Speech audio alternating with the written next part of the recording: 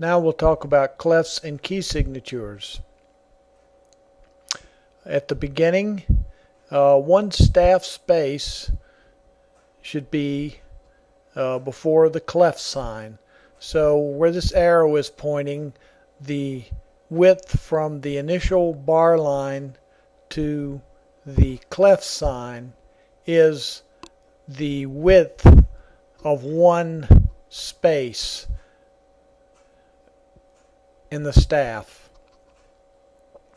Okay, now for the key signature, a fractional space before and after the key signature.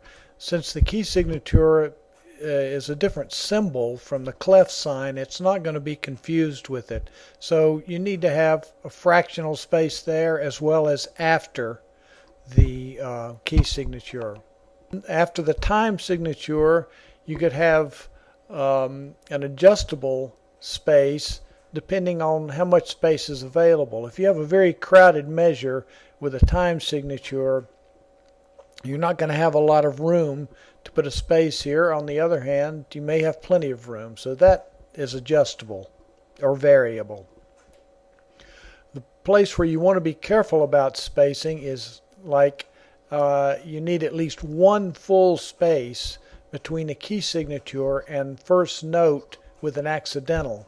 So if this note and accidental were too close to this key signature, then it may be inferred that there were 4 flats in the key signature. So you have to be careful about leaving space in a situation like this.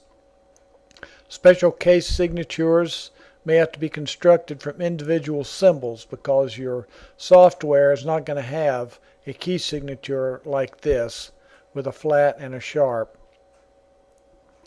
The cleft change, when it occurs in the middle of a measure, the cleft changes use a smaller clef symbol, and in the middle of the measure are placed before the beat where they go into effect.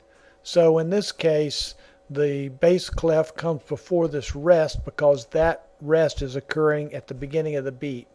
The cleft change wouldn't occur here because it would be after the first 16th note of the beat. And the clef before the bar line would, if it's at the start of a measure. So this is the correct placement of a clef as it when it starts at the beginning of a measure. Use only these clefs in the situations we're talking about, orchestral music. The large and small versions, treble, bass, alto, tenor, tenor voice, and unpitched percussion. If you're doing a special paper that requires mezzo-soprano clef or something, that's fine, but that's not the situation we're talking about here. Use courtesy key changes at the end of a line, such as this. This also shows the order of your key signature, of the accidentals in the key signature. And the key signatures should follow conventional order and placement.